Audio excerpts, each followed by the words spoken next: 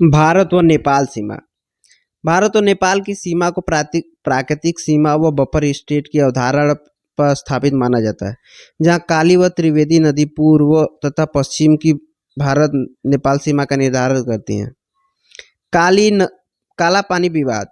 काला पानी क्षेत्र जहां बीआरओ द्वारा लिपुलेखा दर्रे के समीप रोड का निर्माण किया गया था, जिसका उपयोग भारत द्वारा कैलाश मानसरोवर यात्रा में किया जाना था, पर नेपाल द्वारा अधिकार घोषित किया गया, जिसका मुख्य कारण नेपाल पर चीनी प्रभाव रहा है।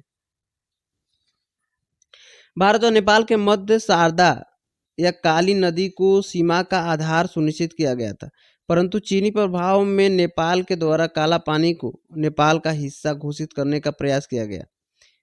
नेपाल स्थलरूप देश होने के कारण अंत व्यापार हेतु सदैव भारत पर निर्भर रहा है।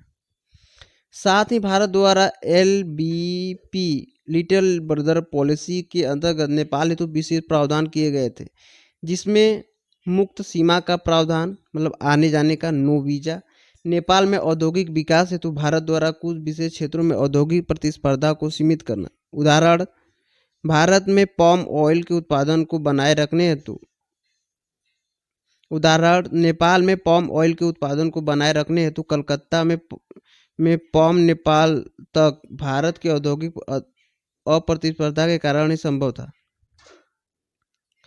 साथ ही भारत द्वारा नेपाल में उत्पादित अधिकांश पाम को खरीदा जाता रहा है।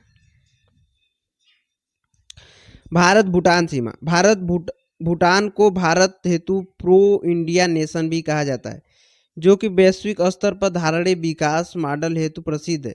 यह देश डोकलाम विवाद से लेकर सोनपारा सोनपत विवाद तक भारत हेतु सकारात्मक राजनीतिक पक्ष रहा है। स्मरणीय है कि भूटान भारत हेतु निम्न 3 परिप्रेक्ष्यों में अति महत्वपूर्ण देश रहा है।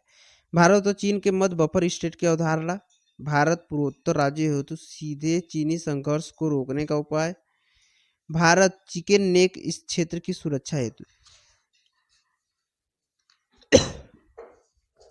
भूटान द्वारा बीते वर्षों में डोकलाम जैसे विवादों पर प्रो इंडिया स्टैंड चीन के बढ़ते प्रभुत्व के प्रति उत्तर के रूप में देखा जा सकता है। भारत द्वारा भूटान की सार्वभौमिकता बनाए रखने हेतु न केवल रणनीतिक सहायक ब्लैंकेट कवर के माध्यम से प्रदान की गई, अपितु भूटान आर्थिक स्थिरता बनाए रखते हुए विदेशी मुद्रा भंडार भारत द्वारा पोषित किया गया। उदाहरण, चूखा HEP, ताला HEP,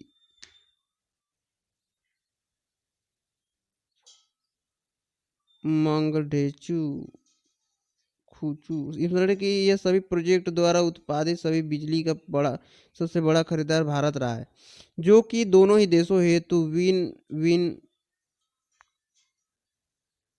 कोलैबोरेशन माना जाता है।